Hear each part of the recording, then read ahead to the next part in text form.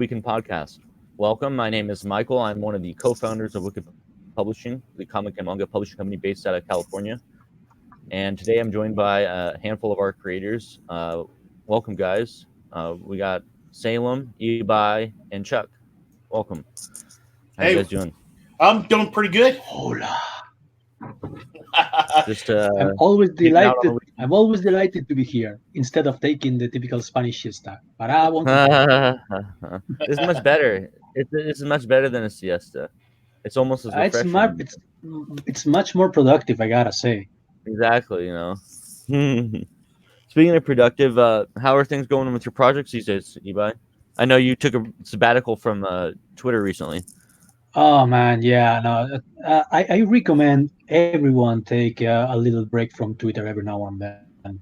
And yeah, things were getting crazy. People were attacking each other, and I ain't got time for that shit. I need to draw a lot of projects, learn a lot of projects. Yeah, and I also like to pretend like I have a life aside from making comic books. It's hard to pretend when yeah, you're so busy. No, I'm lucky enough to not have wife and kids, so I can dedicate myself to art. That's one of the advantages of living here and having single life has its perks. Absolutely. Living in a country that has absurdly low birth rates perks. So I'm finishing chapter 3 of SOS. I'm about to begin chapter 4, which means the last chapter. So this should be ready to print in less than a month, maybe a couple of weeks. I don't know, depending on. SOS is a graphic novel, is that right? Yeah, it's a trade actually containing the first 4 issues of the soon we hope to be a regular online series called SOS. Nice. It's issues 1 to 4. Yeah. Very nice, man. And then I'll go back to drawing Johnny's Law, which I have to put in the back burner for a while. But I'll go back to it because it's a comic that I really want to draw. It's a gun-fu 90s style action comic book about a hitman. Yeah, that's nice. Also looking dope. Yeah. Now, is that a crowdfunding book or something you guys are just putting out on your own? Yeah, no, they're both crowdfunded. They're both Indiegogo. Oh, nice. Okay.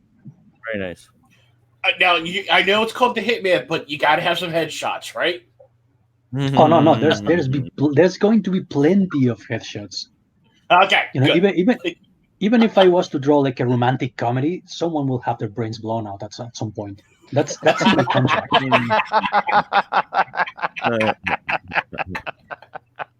Oh man, gotta do that. It's classic Canales. That's why we love you, man. Thank you. I actually have nothing against being known as a headshot guy. I think it's a honor. You should throw us a few spin-offs because I was just reading Fight Club too, and they had some sort of line. I can't quite remember the exact line, but it was something like headshots come in many different forms or something like that. And they did like a different type. I think it was like like using the different terminology of it. What am I trying to say? Headshot can also mean a photo shoot. Do you know what I mean? Yeah, that's a good point. I mean, I may. That's actually something that I do. I like to draw like really close shots of the characters. So I guess I'm the headshot guy in more than one sense. Right. Give them a couple spins there. Throw them for a loop. They know what they come expecting the blowing the heads off headshots, and then you throw them a couple of loops. What would be cool if you did one like where the guy just points like his finger at the character and he goes boom like the gun, and then psychically like the head blows up. Isn't that from a manga? That's the North Star shit, I think I saw that on a manga. Yeah. Psych Mob 100 did like a scene like that where the guy kind of. Oh really? Yeah. Oh, that's funny. But it is technically called a headshot. I mean, it is a headshot. He's just using his finger and psychically blowing the head up. Hey, it really works. Oh yeah, no, I know where that's from. That's from Justice League Elite, like Manchester Black. He kills himself with like a psychic bullet. Yep. Manchester Black. Yep. Yeah, Manchester Bly. That's a cool character. It's like John Constantine with powers. That is an underrated. If you guys have never read it or watched the animated version, that is definitely an underrated series. Superman versus the Elite. Oh yeah, yeah. I mean, you watched literally if Superman went off the deep end. You know. Yeah, I actually had that. I read that story in like a compilation of best Superman stories written ever. And it's a really good story because it was from back in the day when everyone knew that SJWs were villains. Yeah, it was right. It was right at the cusp when you know they wanted you to follow their authority, but they weren't willing to follow what everybody else was. And boom, yeah, it was like a parody of the authority almost. Mm-hmm. But a great. I highly recommend it if anybody gets the chance. Watch the movie if you don't want to read the comic, but it is a great commentary on how superheroes are. First off, what if Superman goes off the deep end and he acts like the villains that he stops? So is that a DC thing? Yeah, it's a DC title. I think it's actually a crossover with DC and Wildstorm. No, I think it's pure DC because the Elite, the villains are actually DC characters. They are DC characters? Okay. Yeah. Okay, yeah. But it is definitely more of an adult title, but it is really great because it's just one of those things, kind of like like why superheroes have that morality line, and what happens. It's basically a story about, it's kind of like Kingdom Come in the sense that modern audiences like edgy, dark superheroes who kill, and it's a reflection on why there should be like old school, pure, wholesome superheroes like Superman, even though the people reject them. And I think it's actually better than Kingdom Come because it's like more condensed, it's shorter, and it's more to the point. Yep. That's really interesting, man. Mm-hmm. Sounds like an old school one, a little bit maybe. Yeah, I think it's from 2005, something like that, right? It's like give me a second. It might be later than that, but hold on. Superman versus. Dumpy. You been reading any manga, Chuck? I have been mostly reading. I'm still reading Ari Fuda, the graphic or the light novel. Mm-hmm. So, nice. Great series, by the way. It is basically it is an isekai where a whole class gets summoned to another world, and you actually find out this god summons them, and you find out this god's like a major dick. And this character basically almost dies in this dungeon, and he basically kind of revolts against the world and pull him and he comes super OP, but he doesn't. I mean, I know a lot of people don't like the character because he's kind of like Kirito. The thing though is that he actually does die, and he practices in this dungeon to become stronger. And he's probably not an asshole too. What's that? Oh, well, a lot of people think Kirito's an asshole. My friend, my friend always argue about it. Like I always say, hey, he's not that bad, and he's like, no, he's straight up. No, he's a straight up asshole. But I still like him as a character. Well, he's a likable asshole. I mean, there's people exactly. Yeah. Most of my friends in real life are likable assholes, actually. The actual book was Action Comics 775, March 2001. That's what I thought. Early 2000s, something like that. But then the comic was done in 2000, or the movie was done in 2012. So, manga wise though, I'm still reading Dr. Stone and My Hero. Those are the two other mangas that I'm still reading. Nice, man, nice. And I've been watching My Hero Academia season 4 on Toonami this season, and I'm sure the manga's ahead. Are you caught up with the manga and stuff then? Yeah, I'm like when the new chapter. You're probably ahead of us, right? Yeah, when the new chapter gets released and stuff like that. Like I'm already I'm well ahead. Ari where she's being trained and stuff that. Oh, okay. No, sorry, no, it's okay. I pulled my headphones out. Okay. I'm a big non-spoiler guy. Okay. I, I'm actually yeah. like when a new issue gets released by Viz, I read it because I have the Viz membership where they have, Viz has like it's like $1.99. You get 50 chapters a month to read. So, Oh yeah, dude.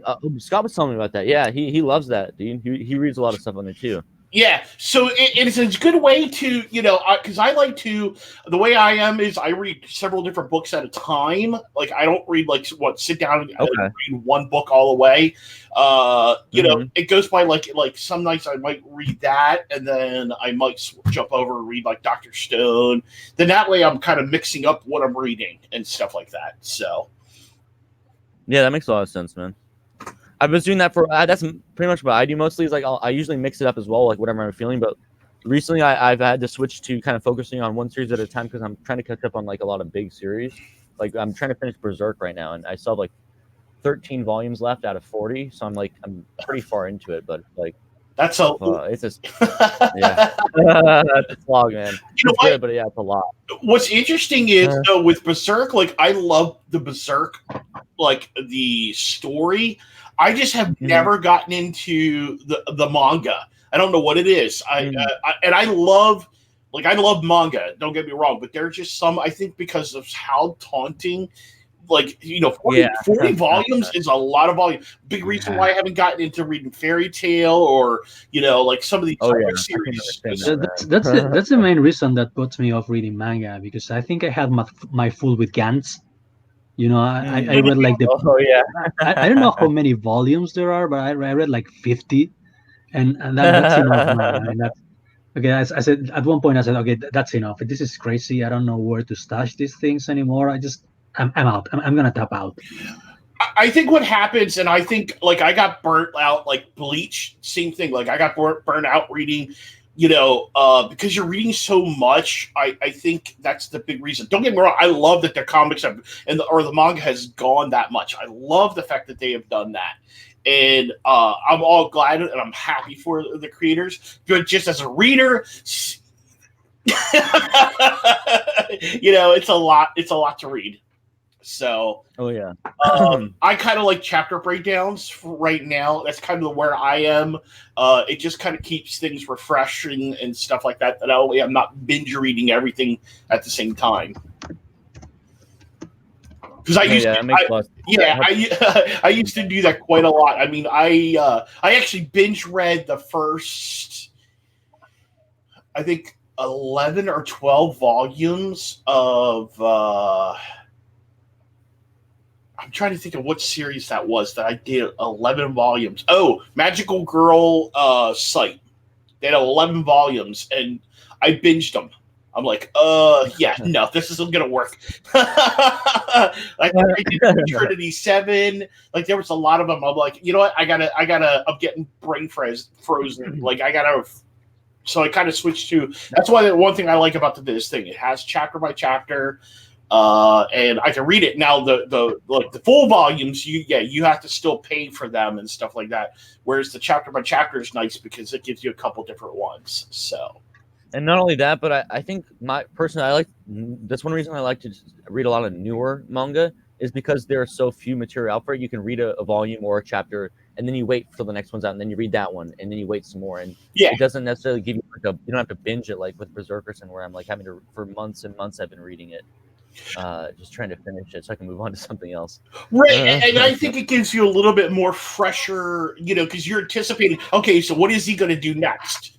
Or what direction is he going to go? Because, the one good thing I love about, like, the Dr. Stone manga is, like, compared to the anime kind of cut a lot of stuff out, whereas the manga had, like, a lot of scientific stuff, like how they actually went into, like, how he was able to create this stuff. So I love that. Sounds a lot better, yeah. What's that? The anime, that sounds better. Excuse me, that sounds better than the anime because I watched like the first 4 or 5 episodes, and I felt like they kept in the anime they kept doing like these Deus Ex Machina things where they're like, oh, I know this now all of a sudden because I can do this thing with science.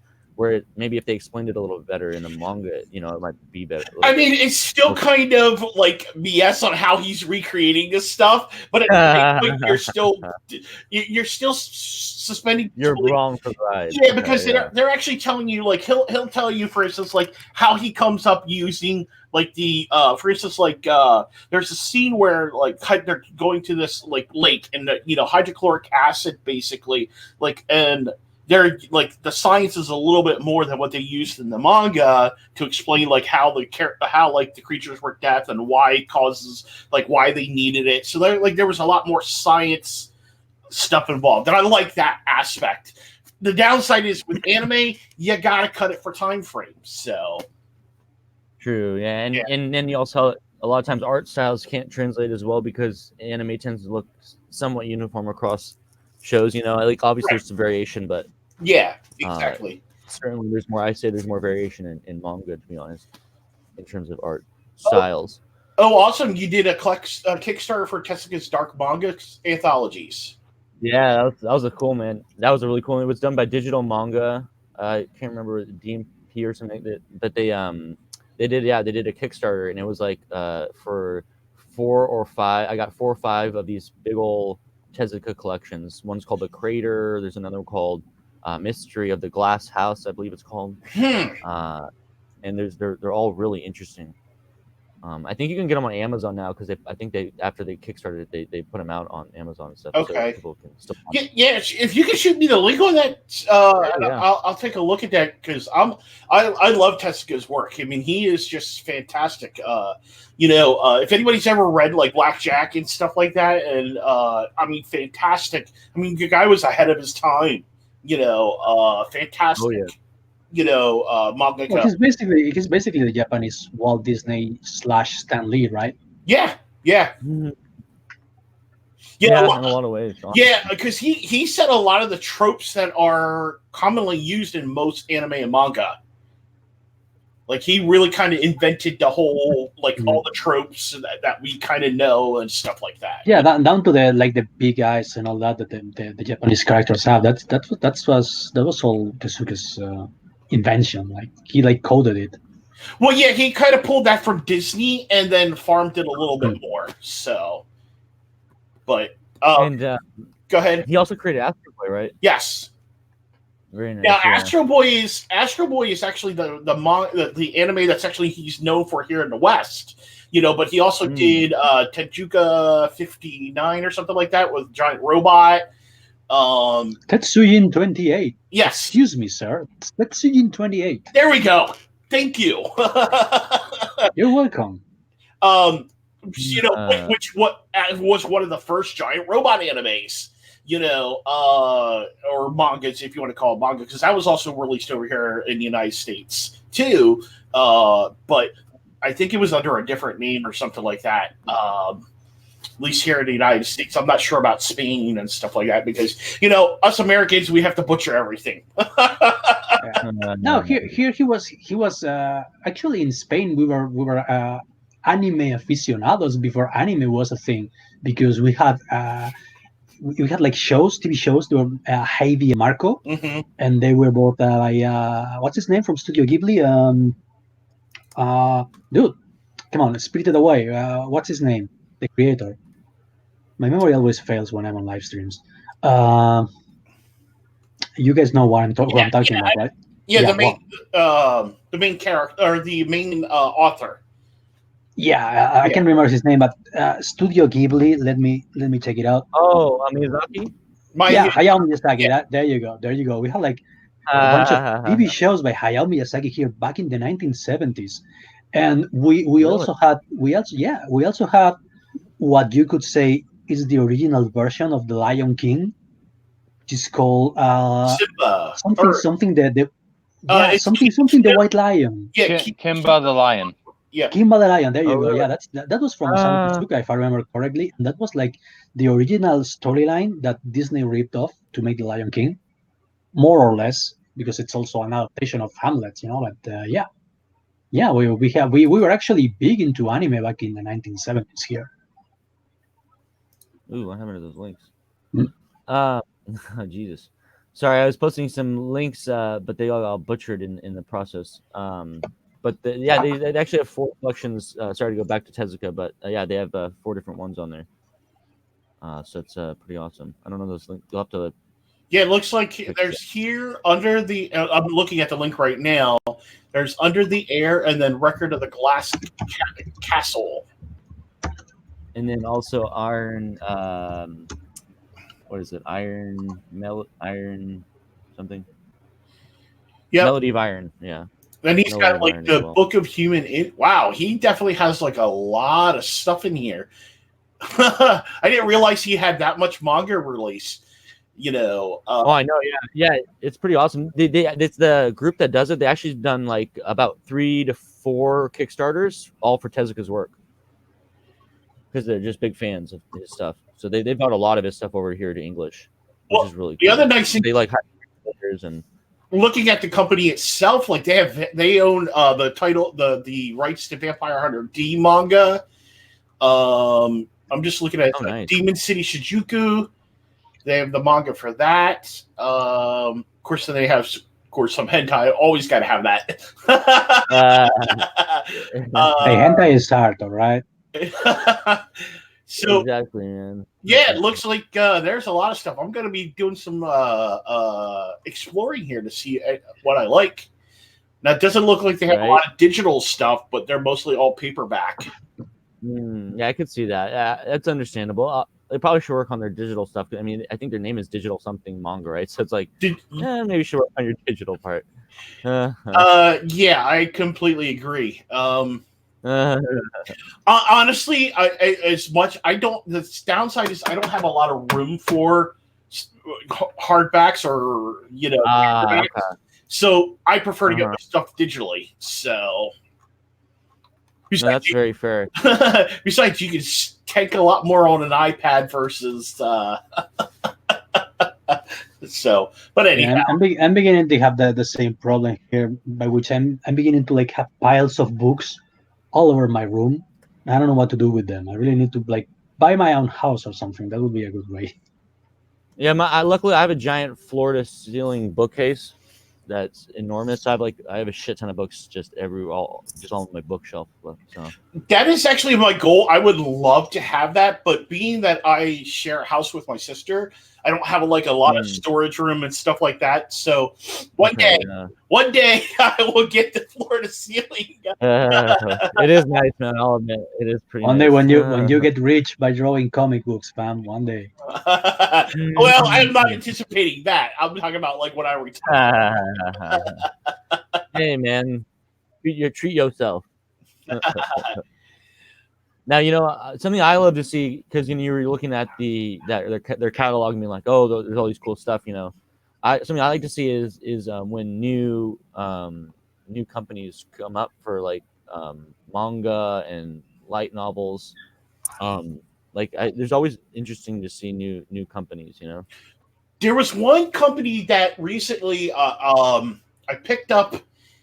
Oh God, what is that company? I got to look at it. But there was this new one. I'm trying to look up one too as well. There's a brand new one that I just picked up for light novels. That's really interesting. Yeah, I think we're probably talking about the same company. Most likely. It's called Cross Infinite something. Yes, Cross Infinite. Yep. World or something. I can't find the name for it. I'm trying to. They picked up another one. They did one called Another World Zombie Apocalypse Is Not My Problem. Yes, that's the series that was the first issue I got. Nice, man. I had to pick it up. I mean, the title alone was hilarious, dude. Yeah, so you got an isekai, you're in a horror element, and you're dealing with zombies. Right? It's like that's really a pretty original story. Yep. It's let's see. You don't get too many horror elements. Mostly everything's all fantasy and stuff like that. It's like, okay, well, here's something a little unique. Right. Yeah. And I think it's cool to see more publishers getting into the game. There's another one, Vertical. I really love Vertical manga and Vertical light novels. Mm-hmm. They do some cool stuff, man. I think people don't know about them. Novel is another popular one. Do you know about them? I believe so. Yeah. Mm-hmm. Because J Novel does a lot of stuff that I like. They're doing How Archdemon. There is a couple other ones that I really like that they're doing. Then there's also Peace novel, I believe it, or Peace something that's doing like Rise of the Shield Hero and stuff like that.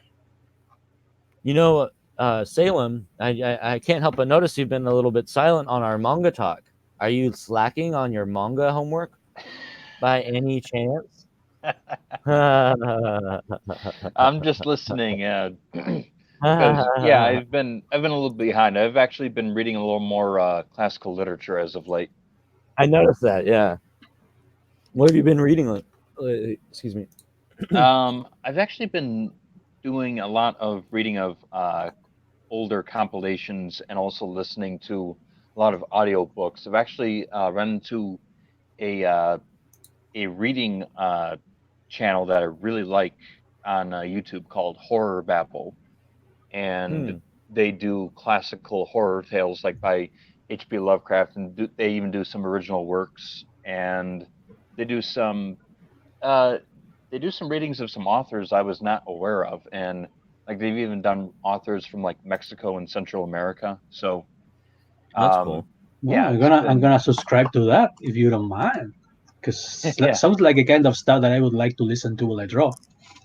Yeah, it's called Horror Babble. They're an audiobook program based in the UK. Well, that's interesting. Nice. And how do you get their program? Like, how do you listen to their stuff? Oh, just on YouTube. Oh, YouTube. Oh, nice. That's nice and easy, man. Yeah. Yep. Very cool. Sorry to change the subject so drastically, No, but I love me some H.P. Lovecraft, man. I had a whole stint back in college where I was listening to a lot of those audio. I was into a lot of H.P. Lovecraft, like just audiobooks on YouTube and stuff, just because they're all you get a lot of them for free and stuff. They're all public domain. So yeah, I love H.P. Lovecraft stuff. We were I've been wanting them. We were actually just talking about that earlier. They just released a movie called Color Out of Space with Nick Cage. Oh really? Yeah, oh shit! Yeah, I just googled it, and yeah, I really want to watch that because I'm not only a huge H.P. Lovecraft fan, I'm also a huge Richard Stanley fan. I love the two movies that I've watched from him. You know? Hardware and Dust Devil, I think they're masterpieces. Well, you know what's interesting about him? Like he actually went like a 15-year break in between his films because he was. Oh yeah, no, there's a whole documentary on that. He was shooting like what was it, Island of Dr. Moreau. Yeah. And they basically drove him crazy. You know, the producers and Marlon Brando and Val Kilmer, and the guy I think he, like kind of ran away from the set and got lost in the jungle. And they found him like 5 months later, living on someone's marijuana plantation. Yeah, but and this is why you should watch anything filmed by this man. Just but now is it in theaters? What's is that? It out in theaters right now? No, it's actually DVD. It's in what? It's DVD Blu-ray. Oh, really? Oh, so you can get on Amazon. Yeah. What's awesome though is he's actually doing a 3. He actually signed a contract, and I forget who he signed with, but he did Color Out of Space. The next one he's doing is Dunwich Horror, and then he's doing a third one. Which one? I bet they got to go to do. They'll have to do Call of Cthulhu, right? I mean, that's got to be the third one, right? I don't know what the third one's going to be on. All I know is they have announced the Dunwich Horror one, which is really interesting. I'm interested to see this. They did a fantastic job with this one. I mean, you got to remember, because H.P. Lovecraft, never really explained a lot of his stuff, so a lot of it's subjective on how they do things and stuff like that. But I thought it was really good. Like I was telling Canales and Salem earlier, they kind of pulled some things from the Thing into like the thing into the movie, because there's a lot of speculation. Of course, the Thing is a creature from the same region of space that that's what I was going to say. So, it's only fair because the Thing read a lot of things from H.P. Lovecraft, pun intended. Yeah, the movie's not out until the 25th, unfortunately. So we got just a couple more weeks to wait, and we'll have it on then you can get it. But I'm definitely gonna be renting it once it does come out. Oh yeah, I highly recommend you guys watching it. 'Cause I love Nick Cage. I'm a huge Nick Cage fan. I know, like, He's an acquired taste. Sorry? I gotta admit, I'm a little nervous about this film, and it's not that I don't like Nick Cage. It's not that I don't think that the filmmaker is talented. It's just Lovecraft. You see more things inspired by Lovecraft rather than something directly representing his work. And I think this is the thing about Lovecraft, if I may. I think the thing about Lovecraft is that you are not seeing anything. Lovecraft's tales are meant to be read because they themselves have like a strong narrative sense, in the sense that you're reading a fictional diary or like a Yeah. fictional, you're reading like fictional hieroglyphics. So you're not supposed to see those things. You're supposed to listen and read to their descriptions. So putting them in film kind of kills a bit of what H.P. Lovecraft wanted to convey. Also, he didn't. I don't think he liked. He didn't much care for cinema, so to speak. yeah, and well, I would say to add on to that, something else is the fact that H.P. Lovecraft offers the opportunity in order for you, the reader, to put your greatest fears Yeah. in place of what is described. Because here's the thing: when someone says it was something so horrible I could not describe it, you immediately put the most horrible things that you yourself have experienced into whatever entity Lovecraft has just described. And it's because of that Lovecraft has been so effective, because he's able to offer our own insecurities and fears into every monster he has ever created. Yeah. And that's Now, part of the reason why he's give so you- feared. Now, to give you a counterpoint, though, I would argue that it's not necessarily something that cannot be done in film, but it needs the right filmmaker, because I think that people, what they do is they show too much. Is exactly what you're saying. yeah, I think the yeah. best Lovecraft adaptations. I think you said it, Chuck. The best Lovecraft adaptations are the ones that don't really adapt Lovecraft, but are inspired by him, like in The Mouth of Madness by John Carpenter, or these cosmic Or horror say, movies that like, are not direct. True Detective, right? I mean, even Yeah, True stuff Detective, like that. They're not really not direct adaptation of Lovecraft's, but are inspired by him. I think that's the way to go, if you ask me. Salem. Oh, hello. Oh, you there? yeah, Yeah. Hey, sorry. you look just like a guy who just disappeared. Yeah, it was really creepy. I didn't mean to disappear. That was not intended. Are you Tyler Durden? I think, and I do agree with Salem. That's the great thing I love about Lovecraft. Because that's one of the great things. Like, you look at all the horror writers that's been inspired by him. Lumley or Carter or whatever. All these different authors that's been inspired by him, they're taking their greatest fears and they make their own stories with it and stuff like that. You look at, like, for instance, and I know, Salem, you probably see this a lot. Bob Eggleton, if you look at his artwork, very inspired by Lovecraft, and he comes up with his own things each time. And he's brilliant. I think that's one of the great things about Lovecraft is it does play on our greatest fears. And it's supposed to be subjective. And I think, for me, when I watched the film, because I did watch a early version of it, but I will say that I thought it was a good interpretation. Was it perfect? No, because there is no perfect interpretation with it. Because, hey, like you said, it's all subjective. But I think Richard did a great job with it. I liked it. I hope you guys, when you get a chance to watch it, like it. Yeah, I personally love the guy, so I would probably love anything he does. But yeah, but yeah, a lot of the other things too. Like you said, is all subjective. I think that's one of the harder things. Like, one of the worst films that I watched was Dagon. I actually like Dagon. No. No, I mean, okay, listen. It's a decent adaptation of The Shadow over Innsmouth, and I think Lovecraft-wise speaking, I think it's probably the most respectful adaptation of Lovecraft. But yeah, it I was would. made with Spanish money, so Have you seen the eh, Call of Cthulhu, old school Call of Cthulhu live action? That's actually pretty the, good. the one made by the Lovecraft Society. I don't. Is that who made it? I just know it's black and white. Yeah. It's in black and white. It's like a prestige of a 1940s movie, Uh-huh. something like that. Pretty It's pretty fun good. actually. Yeah. I think it's the Lovecraft Society. They periodically like kickstart like in short independent movies Oh, that's adapting fun. Lovecraft's work, like in the 1930s, 1940s cinema style. Well, hey, based on kind of what Salem was saying, about how what makes Lovecraft horror so great, I'm sure that's why the Lovecraft role playing games work so well. Is probably Yeah. because of that same principle. Yeah, I would agree with that. Salem, what do you think? I've yet to play Call of Cthulhu. You. Oh my God! Really? Oh, You are therefore banished from this We're podcast. doing Podcast. We're gonna do a game online this year, man, because I absolutely adore the Chaosium's Call of Cthulhu role play. It is awesome.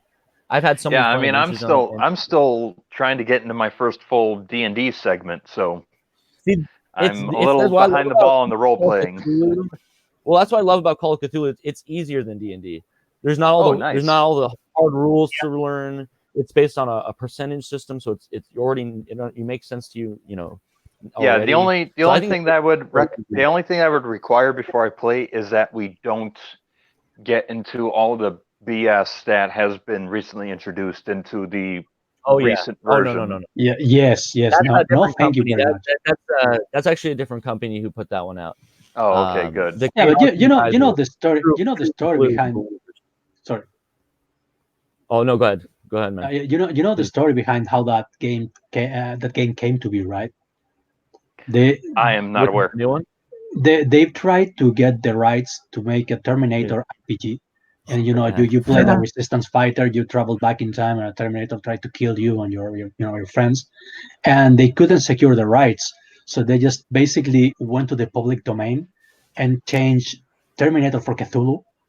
This And is so lazy. yes, Yeah. that's basically what it is. It's supposed to be like humanity after the old ones come back and destroy everything, and you have to travel back in time to prevent the old ones from waking up, and that's basically it. It wasn't supposed to be a Lovecraftian game at the very beginning of it.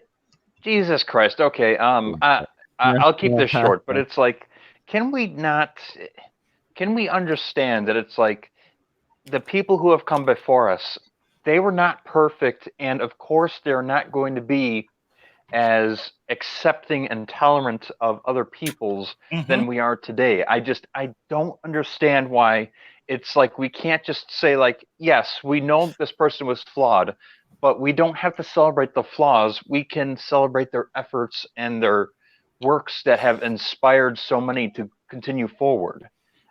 That's what I love do about not understand why we are so fixated on the negatives of today.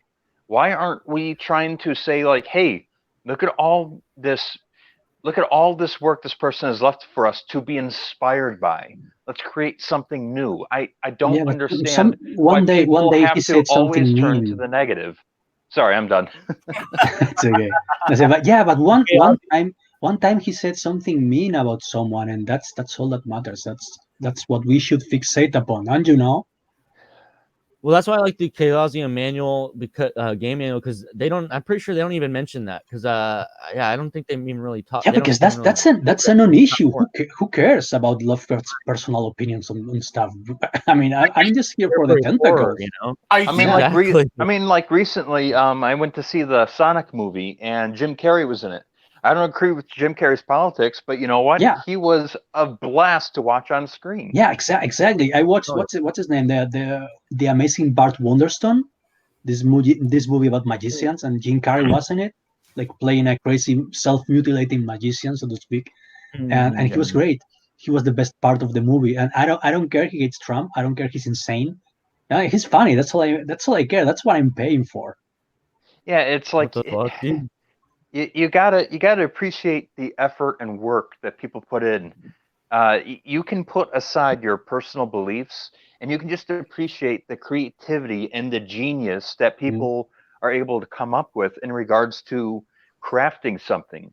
It's, that's the thing. It's like, that's what makes the art so great, is that it's Yeah. completely diverse. It's, you can come across people who are polar opposites to you, but you can appreciate the effort and the time and the mind power they put into to build something that has not existed before. I think one of the big reasons, unfortunately, I think one of the big reasons why he's become such a target is because if you know a lot of his, and I know we all know that a lot of his stuff was race and all that stuff was actually in a lot of his stuff. Now, that being said, you can't judge a guy that's in the 1920s for 2020 politics. That's 100 years ago. What they knew 100 years ago about genetics and stuff like that is nothing compared to what we know now.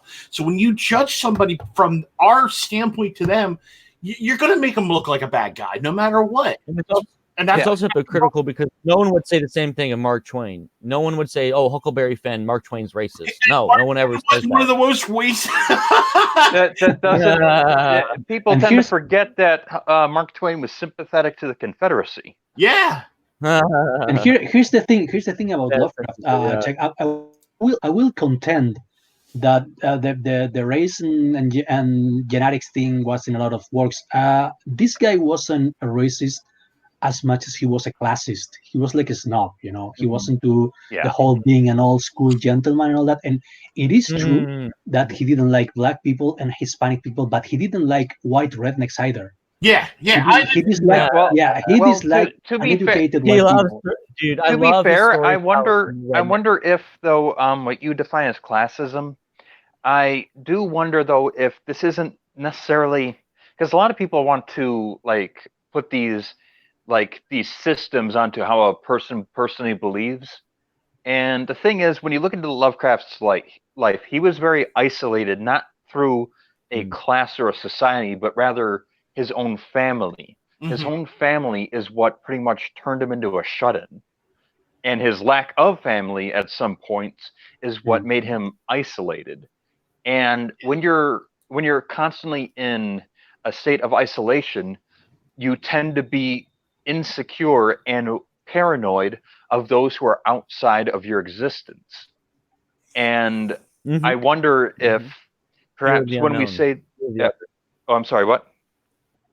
No, I was just saying fear of the kind of like the fear of the unknown or the other. And I'm wondering if maybe when we're saying like Lovecraft is racist or classist or whatever, it's like, I wonder though if maybe it's not a result of something systematic, but rather just a familial, like the scars that his family left upon him. Like it's like some of these things aren't as grand as we make them out to be. Sometimes they're a little more personal, and sometimes a little more.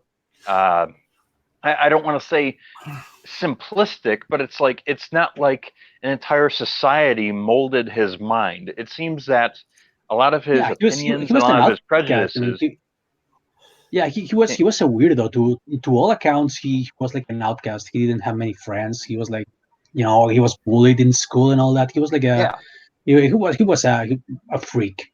Yeah. And people. I mean, you could say the same thing about Edgar Allan Poe. He had a very identical bringing up. I mean, the only especially with the Dark Romantics, the only two people I can think of who didn't fit that mold would be Nathaniel Hawthorne and Herman Melville.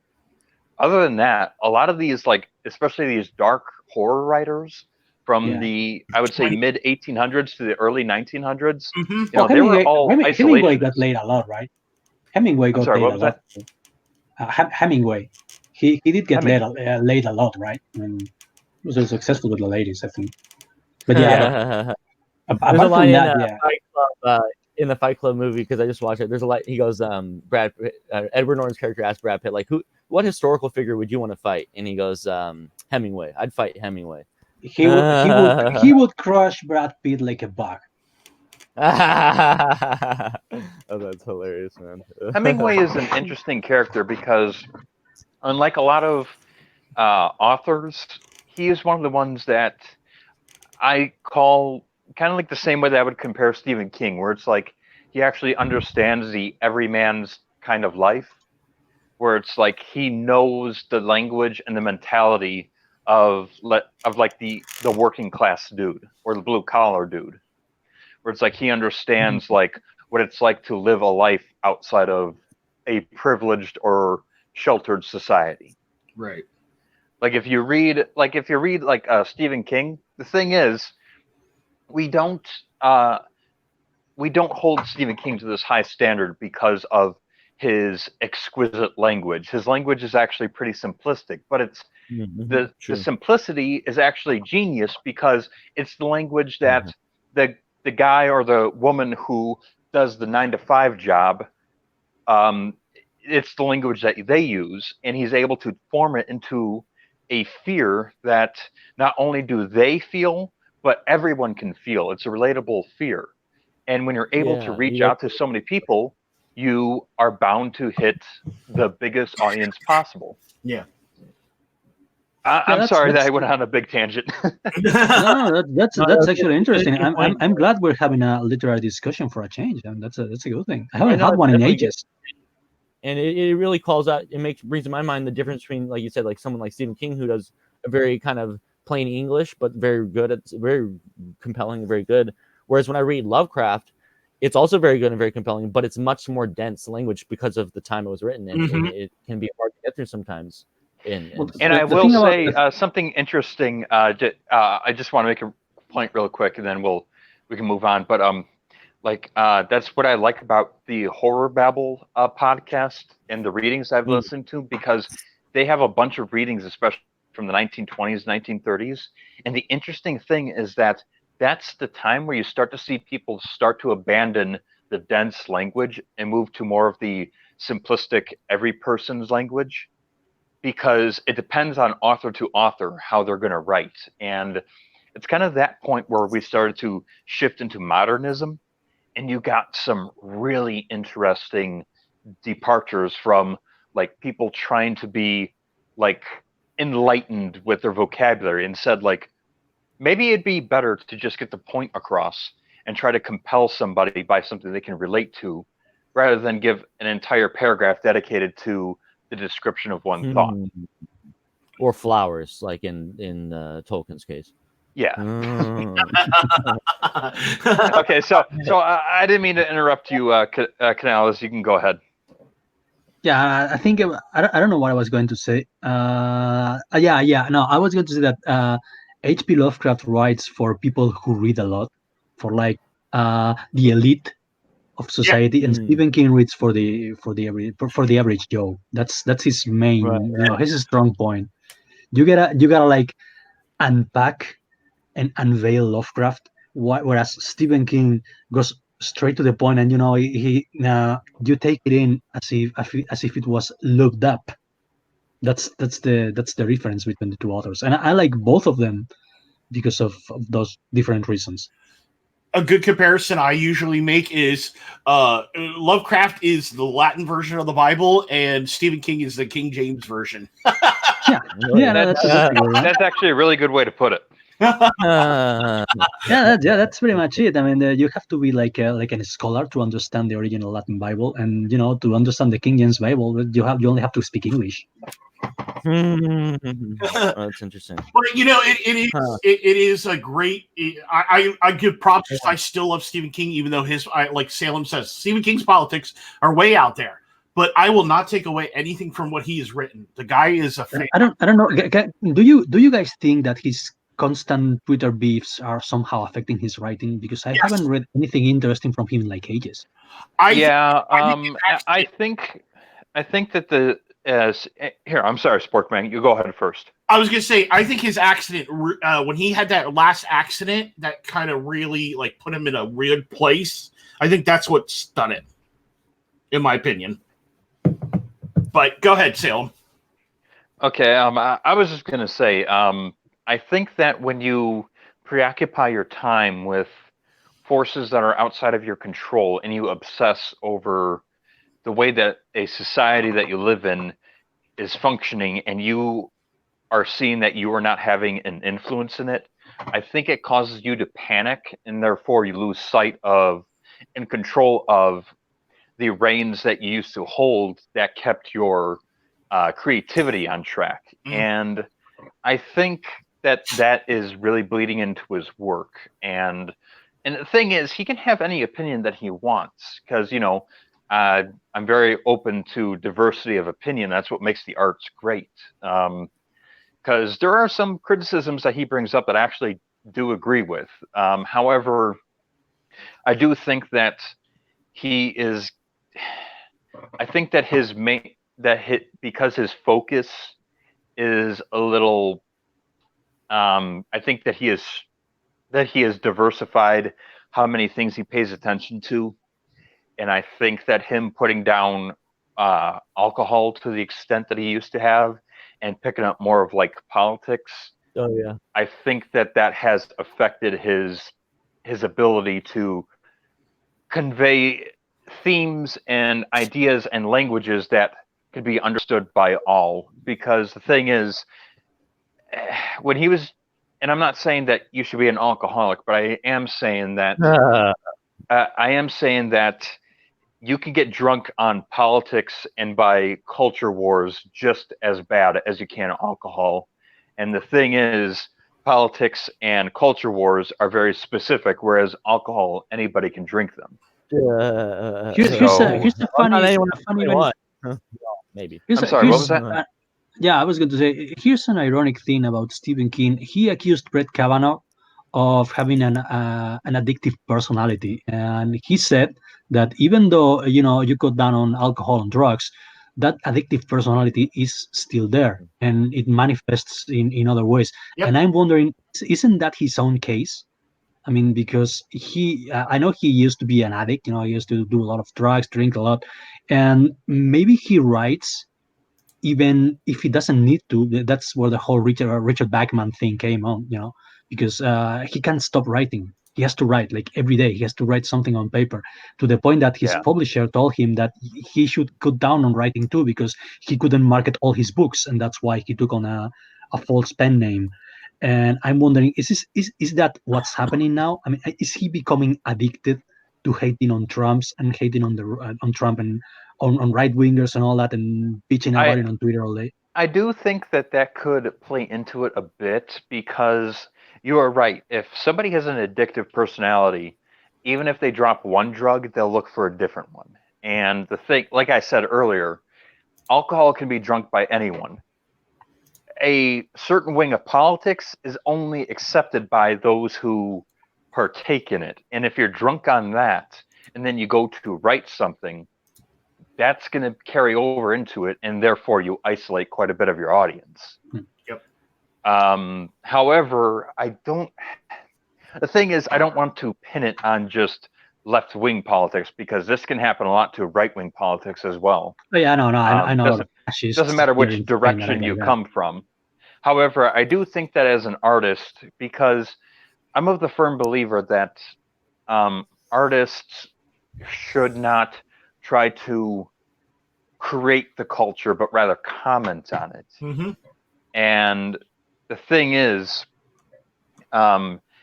you also start to, like, when you get to a high position and you've been considered quality writer, artist, whatever, if you grow an ego, you've seen this from a bunch of people, especially actors. It's like they try to steer things how they think would be ideal, and then they start to lose sense of their grassroots from where they started.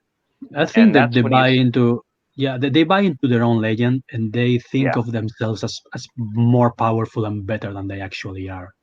Because we all read Stephen King because of the scares, and we watch Jim Carrey movies because of the laughs, but that's pretty much it. I mean, they're not gurus of any kind. Yeah, I mean, especially with the themes that they used to tackle, they were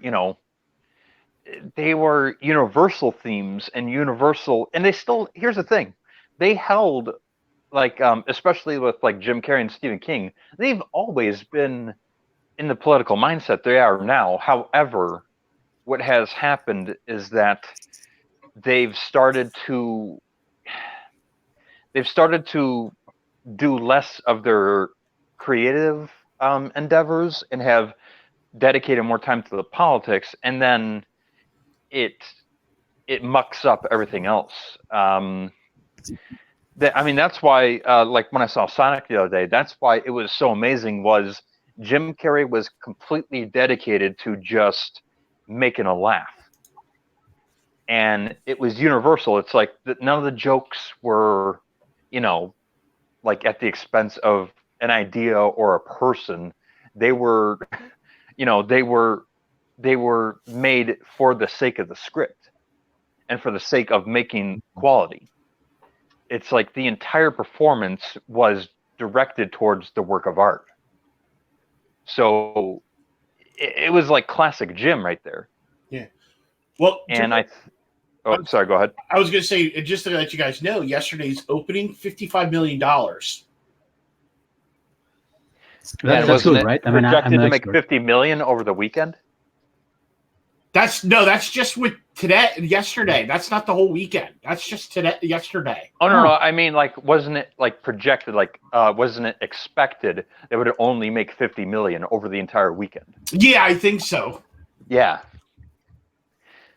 and that's the other thing is like you're starting to see some people realize that it's like people don't want to be preached to. They want to have a bit of something to forget about the harshness of life and reality for a bit. And that's what made Sonic so fun. It's like it didn't push anything. It was just having fun. Mm-hmm. And it's like that, sometimes that's all you need from a movie is just to go have some fun.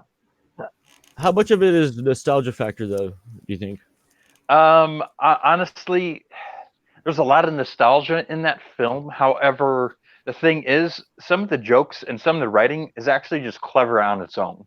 Like, okay, I don't want to spoil too much, but there was this hilarious exchange between Jim Carrey and the main guy. I forgot his name. And he says something like, didn't you, Jim Carrey says, you're a real tough guy, aren't you? And then the cop says, excuse me. The cop says, well, I was looked after by my mother. And then Jim Carrey's like, were you breastfed? And he goes, yes, I was. And then Jim Carrey goes, well, I was an orphan. I didn't get that privilege. So how does that make you feel? Like, it's like it came out of nowhere, but it's like, it did its job. It's like it didn't have anything to factor in with Sonic. It was funny how it was played out. Because the thing is, like, it sets it up, or it's like Eggman's a jerk, but you're like, oh my gosh, that's kind of dark. Guys, I gotta tap out. Or I'm gonna miss the mid-afternoon screen of the movie. Yep. We're actually wrapped up here. Can you give us your plugs before you head on out? Of course. Follow me. It may be me. It may not be me. At DecimatorSart on Twitter. And you can also follow me on Instagram, even though I'm rarely there. Or we can also be friends on Facebook, where I'm there. So go check me out. Excellent, man. Well, thank you for joining us today, and enjoy your Sonic movie. Same. Thanks, guys. Bye later. And then we'll be starting up the next segment here with Dan and Jeremy in just a few minutes. But why don't we wrap up and tell us where we can follow you guys as well. You want to go ahead, Salem? Sure. You can follow me at Salem_LeBlanc on Twitter. And then for Instagram, you can do all one word, Salem Xavier LeBlanc. Awesome, man. And how about you, Chuck? Where can people follow you online? Everybody can follow me at Sporkman Studios for everything. Pretty simple, at Sporkman Studios. So very easy, Twitter, Facebook, YouTube. Nice, man. Everything. All the rounds. And then also the getsport.com as well. Correct. Yep. Check that. Just a quick update. The other thing too is I put an update out on Kickstarter and Indiegogo. We have the first 14 pages lettered. Ginger turned into me 3 pages yesterday, and she's about to turn in another one because she actually just talked to me today about a page. So hopefully that should be coming up here in the next couple days. So we are literally over halfway done with the second issue. So that's awesome. So time frame, Yes. I did talk to her. We are hoping to be done, finish it with everything by the end of March. So that way we can, April time frame, hopefully that's when we can go to print. Excellent, man. Yeah, I'm really excited to get that out and get that into people's hands, man. That's gonna be really awesome. I'm excited to work on other stuff. It's a big project, man, for sure. Yeah, I mean, the thing with doing the trade paperbacks is it does take a bit longer production time. Yeah. Well, and you're looking at, not only are we coloring it, but we're re-lettering stuff. So, we're fixing lettering issues that were present in the first one. Layout issues, we really couldn't fix them because just that's the way it is, unfortunately. But yeah, then we have to still get all the, fan art and all that stuff lined up. So yeah, a trade does definitely, this is what a lot of people don't think. It's not just one issue. It's 3 issues originally that are combined into one. So right. Yeah, that's not easy. It's not. It's a lot of work. But we're trucking on. Exactly. That's right. And exactly. As long as the progress is getting made, I think that's what the most important part. Yep. And it does seem like that's happening.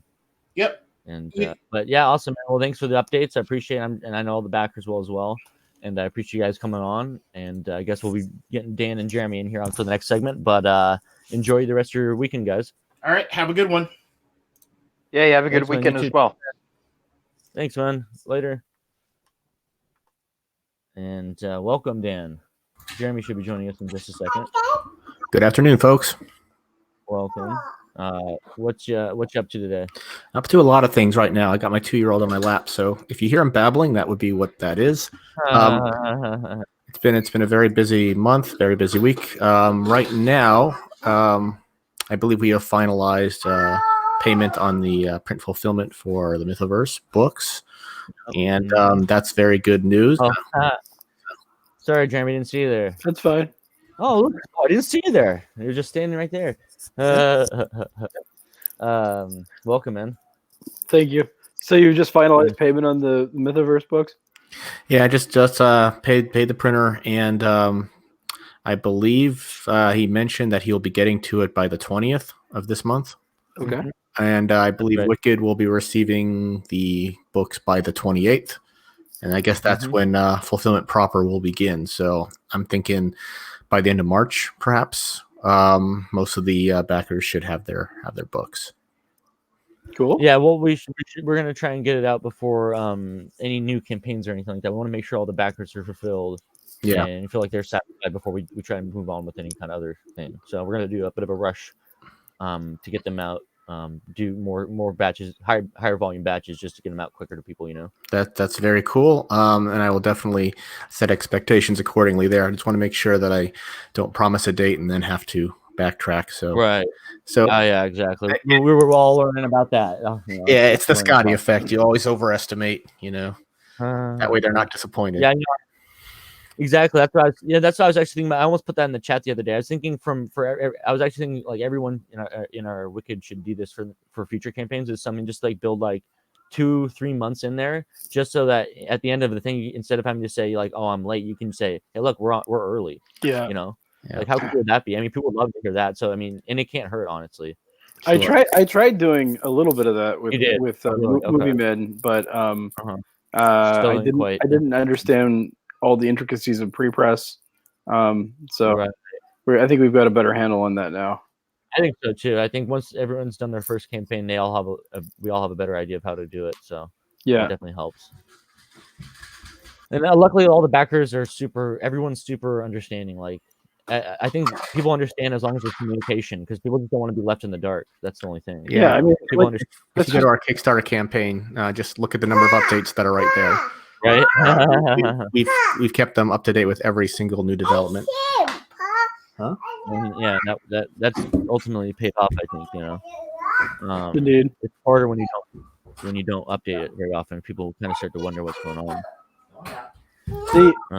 So, and when would like tentatively, when would round 2 be launched? I'm sorry. Go ahead. Tentatively, when would Mythoverse round 2 be launched? Oh, okay. Yeah, I had to let my 2-year-old out the door. I had to put the microphone down. Well, here's the thing about that. We have already launched phase 2 by officially launching the Patreon. Yeah. Last week. So we're pushing a whole bunch of new content on that, and we've gotten a fairly good set of engagement right from the get-go, and we're going to continue pushing that.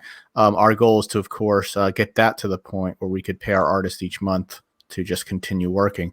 But in terms of crowdfunding campaigns in the traditional sense, Matt is planning to launch his campaign for Mythics sometime in March. He's holding out on announcing the launch date so that we can be sure that everyone from the first campaign has got their books and is satisfied, and then we'll launch that sometime in March. That'll run for a month, and after that, we're going to wait 1 month, and then Brett's going to launch his second campaign for Changeling. Okay. Then after that, we'll see where Adobe Kroger is at, if I'll need to launch another campaign or not. But if so, it'll be after a month or so after Brett completes. Okay. Mm-hmm. You coupled the campaigns last time. Is there a reason you decoupled them this time? We decoupled them for several reasons. First and foremost, coupling the campaigns all together kind of bit us because not every book had the same budgetary requirements, as we found out, and not every book was complete at the same time. And we had only budgeted to fulfill all the books at once. We were hoping to save money on media mail by just mailing them all out at once, and we coupled the tiers together as well for the most part. So we got into a situation where Adobe Kroger was ready like a week before our promised deadline date, but Mythics was 2 weeks delayed, and Changeling had a whole bunch of issues that needed remediation that delayed us another month or so. So we had 2 completed books that were ready to go, but we couldn't complete the campaign properly until all 3 of them were done. That coupled with the fact that we had so many problems with the printer during the holidays and a breakdown and a period to new partnership. Yeah, that's a whole other thing that I didn't even get into the issues with the printer yet. This was just the books complete. We had given each other, like all of us, the same deadline, and Adobe was ready. Mythics had some issues, and like I said, there was a miscommunication with Ginger's time in the midst of Changeling's production. I did not know that she had 90 pages to color for Sporkman, and that she was committed to that until we were already a month away from being due for Changeling. So we had to scramble to get her back on Changeling to meet our deadline, because realistically speaking, she wasn't going to meet either deadline at that point. And she had much less work to do to wrap Changeling up. I think she needed to finish like 13 pages as opposed to 80. So we talked with Chuck, and it really was an uncomfortable situation. I didn't want to say, hey, Chuck, I really want you to finish your book, but there's only this many pages left to do in Changeling. I know that she committed to your book and all that, but in the end, it turned out that it was better for her to wrap Changeling up and then hop back on Sporkman, because at that point, both books were going to be late. But just made sense for her to wrap Changeling up first. So there was all that. Which is a good thing to learn for us, because now we've decided, we're going to help, as a Wikid, we're going to help coordinate and make sure that there aren't any artists overlap when we do campaigns because of that kind of time framing issues. Sure. And if there are, how we work that out if we are going to use the same artist, Yeah, and I want Ginger to have as much work as possible. I want her to get, I definitely want her to get the payday, and I want her to be able to work. But we just need to, like you said, manage the project from a slightly higher level if there's overlap. So Right, exactly. That's all. So there was that issue, the production time issue, and then there was the budgetary issue. Like Adobe Kroger was black and white, 24 pages. Mythics was 20 pages color, and Changeling was 36 pages color. So Changeling required a much higher piece of the pie. Yeah. And as a result, Matt, I didn't know this until after the book was complete, but Matt actually had to edit his script down to stay within his portion of the remaining budget. And that ended up, I think, to the book's detriment. He ended up having to truncate certain parts of it, gloss over certain parts. And he got some feedback that said, hey, this is confusing. And Matt said, well, I had to edit the book down to stay in budget. And so I spoke with Matt and said, hey, if that ever happens again, just communicate that out. Let us know that you have this concern, and we'll work something out. Your book shouldn't suffer for lack of a couple of $100. We'll work something out. Yeah.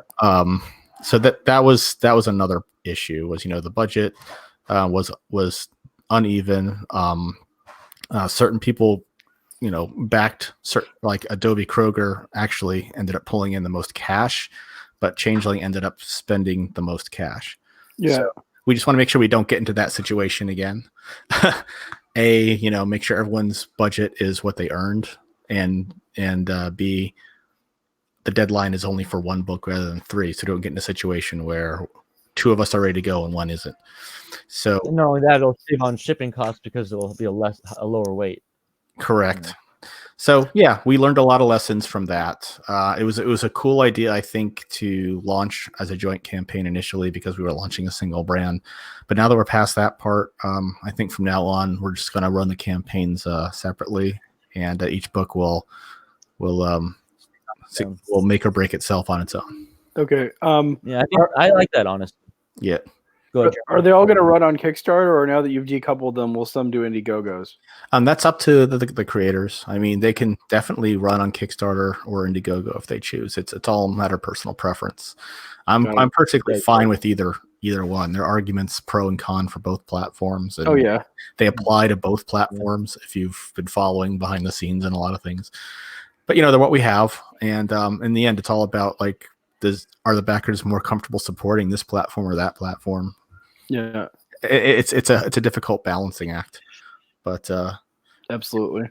But yeah, we may end up just running like a quick Kickstarter and then an Indiegogo with a flex goal after we're done for anyone that wants to back us, but they don't like supporting one or the other platforms. We'll see how it goes. Okay. Well, the other thing is that you could. I mean, I know you don't want to couple them, but once you've done fulfillment, you could do like if for instance people were doing Kickstarters, you could then do an Indiegogo that had like all three or something for round two. Yeah, that's a very good idea. Well, that's interesting. Yeah, because that might help with if the book's already funded by the previous campaign, then you wouldn't necessarily have to worry about that issue. Yeah, and you could say like you could even have a very limited campaign. You could be like it's limited to 100 sets of the 3 issues or whatever, something like that.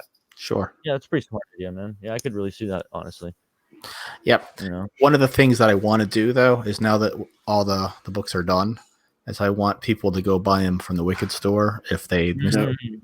Well, I appreciate that. Yeah, and but yeah, in terms of running an additional campaign, just like perhaps let people get the sets of books if they missed it, and B, to fund our second issues. That's not something that's out of the question. I'll definitely entertain that. Cool. Speaking of Wikid story, I don't know. Did you have any more you wanted to speak about that before? The Wikid store? Well, I just want to reiterate it, unless you were going to talk about this. On our Patreon, we are offering like exclusive Patreon variant prints that in this first round will be done by Troy Torres. But if you want, oh yeah, I saw that one. It's dope, yeah, I'm really happy with it, and I have the one for Changeling. I have the proof in the mail, so I'm going to see how that looks, and I'll show it off as soon. So if you want to pick up those collectible variants, they'll be available on our Patreon. But if you want to get the retail variants, the covers that were available on the Kickstarter, we're only going to have those up on the Wikid store.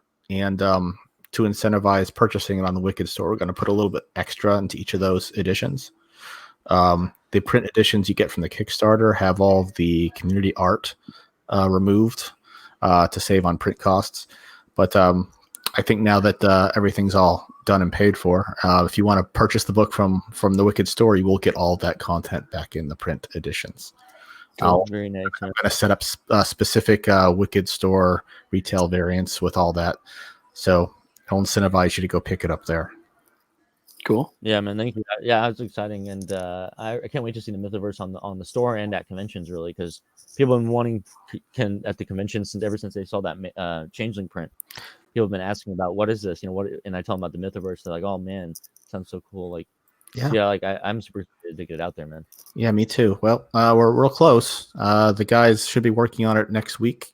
Oh yeah, and yeah, just keep me in the loop in terms of like when you're ready to begin fulfillment. I got 2 updates, address updates, and I have 1 that I have to update. So there's going to be 3 changes. I'll make them to the spreadsheets.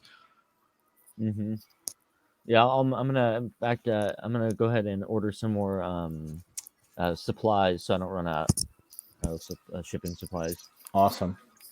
So real quick, Jeremy. I did a review of Movie Men a little while ago, and obviously I really liked it. When can we expect the issue 2? I'm waiting until Doug's got it, like he's got it all roughed out, and he does like his thumbnails are closer to full, and he does them digitally, and then he builds on top of the thumbnails, right? And he's got it all roughed out, and he's got about half of it. As of several weeks ago, he had half of it drawn. I just sent him a email today asking for an update. And I wouldn't be surprised if he's about done with it. I want to wait to launch this until after Sporkman goes to Japan and is fulfilled. And there's reasons for that, but basically because the issue number 2 is a crossover between Movie Men and Sporkman. Oh yeah, I noticed on the back cover, Sporkman was there with the Movie Men. Yeah. So, yep. He's in it. He's in them. I assume that the reality bomb pulled him off a screen. Yeah. Okay, cool. So he's oh, that's smart. I didn't even think about that, man. So that's hella funny. He's a movie character in the Movie Men universe. Yeah. Okay. So it gets even you'll see in the issue, but it gets even a little deeper than that. Oh, nice! That's awesome. That's gonna be so much fun because I and we've talked about this before, but I love the first issue of Movie Men because it's just fun comics. Yeah, I really loved it because not only is it fun, but the characters are totally immersed in their reality and they're just trying to deal with it, and they're not acknowledging that it's a silly story. Yeah, it's just like, oh my god, now these things are off the screen. What do we do? Yeah, well, Neil Gaiman, he talked about how when like he's done some amount of I don't think he's been a writing instructor, but he'll read people's stories, right? Mm-hmm. And he says that whenever he'll point out some detail, he goes, that's not at all realistic. He goes, most of the time they'll tell me that's the only thing that actually happened. Right. And so then his line was something to the effect of, yeah, reality is under no obligation to be believable. Oh yeah, I think I've heard him say, yeah, I've heard that one. Yeah, and yeah, no, I mean, like, you like I mean, obviously we're not dealing with like mummies and dinosaurs and whatnot, but I mean, just these sort of absurd things that we have to roll with on a daily basis, I think people can kind of relate when they see something fantastical because they're like, well, okay, it wasn't mummies and dinosaurs, but I've had some crazy stuff I've had to deal with. Yeah. Right. Like annoying boss overlooking your shoulder, trying to make you upset all the customers. Yeah. He's a real dick. I mean, he was reprimanding his employees right in front of the customers. I've actually had managers do that. So I completely relate. Absolutely. Oh my God. I mean, you take the employee aside and you have a conversation with them. You don't make him look like shit in front of the customers. Yeah. But people do that, and that's why that whole first page where we meet all the employees because the boss is reprimanding them. Yeah. It serves 2 purposes. We get to know the characters, and we get a nice little slice of life there. Yeah. No, I was. Now, are we gonna get? Oh, sorry. Go ahead. I was. It took me. So I knew aspects of Movie Men before I sat down to write it, but that one actually took me a while to work out. Like, how do I have all these characters? How do I introduce them really quick? And so that was the device to do that. Yeah, you not only introduce the characters, but you introduce the whole social dynamic that's going on. Yeah. And the setting too. Like I mentioned that in my review, that within 2.5, 3 pages, we have the setting, the cast, the group dynamic, and we have the premise. So it's very efficient, quick storytelling, and you get to jump right in right away. Yeah, I was really happy when they came to me. Yeah. Now you ended on a bit of a cliffhanger. Are you going to do a continuation in the next issue, or is it? Well, is it yeah, that's actually I didn't. There's a movie called Haywire. Okay, and it does a type of ending that it happens. It's not that popular in movies, but it's called a I mean, I don't know if there's a technical term for it, but I'm going to make one. It's called the continuation of action ending. That isn't exactly a cliffhanger, but it lets you know that things happen after the movie's done. Right, story goes on. Yeah. And what I intended for the end of Movie Men for it to be a continuation of action ending, and like over half the people that read it said, "So how are you going to resolve this cliffhanger?" And my response was, of course. Oh my god. And so then I said, well, okay, I've got to figure out. I had 2 things I had to figure out. One is, sure, what do I do next? And 2, second issues don't sell nearly as good as first issues a lot of times. And how do I get people interested in the second thing? And I said, what about a crossover? Well, who would I cross over with? And then I proposed to the sport commanders that we do that, and they said, sure, let's do it. That's awesome, man. It's funny because it kind of reminds me of the how one of the Fast and Furious movies ends, where like one of the guys gets arrested, and then the next movie opens up with them literally breaking him out of that from the last scene. Yeah. So it's like you could totally like where the next one picks up and they're fighting the robot or something, Yeah. Or they've just or something, and then you go to the main story. So you don't even have to dress them necessarily at all. So it's like you have a number of options I feel like you go with. But it is funny that you kind of started off with it actually being this continuous ending kind of thing, not really meant to be a cliffhanger. Yeah, exactly. But enough people thought of it as a cliffhanger that I said, okay, I got to resolve this now. And what I plan to do is to have where you can buy in the next campaign, you can buy issue number 1, a reprint of issue number 1. You can buy number 2. Or we're gonna have I wanted to have a combined edition that has it all in one volume. That's actually sort of I guess it's technically, people call 40-page things graphic novels now, so it would be a graphic novel. Okay. Well, you could there's a lot of possibilities. I could see you guys crossing over with Canada Bear down the line or something too. Sure. Yeah. I mean, I didn't realize I'd created this great engine for crossovers. Right? It really came out of nowhere, honestly, but it really works. Yeah. I would love to see it. And obviously you got to go back to and do your own original stuff as well. Do your do some standalones, but throwing in some crossovers now, and I think it works in your universe. Yeah, I think so too. I've got there's 2 other Movie Men stories that 3 other Movie Men stories that I want to tell after this one that I have some good idea to play with and turn it into something. And one of them obviously is Movie Men Meet Frankenstein. Because how do you not do that one, right? And another one, it was inspired by like people have done fan art of Movie Men, but I mean, and some of it is just amateur artists doing, but some professional artists have done fan art of it, and I don't think I ever want to do Movie Men without Doug being the artist, but I thought of this idea where he's the main artist on a book that's like a graphic novel, but you have some stories within stories that are done by other artists. And I asked him what he thought of that idea, and he's really on board with that. So, I think that's a thing that we're going to do at some point. Some stuff set within the same universe, maybe. Yeah, well, I don't think it'd be ruining anything. The idea is that 3 of the characters get sucked into movies, right? And like a reversal of the main of the plot of Movie Men.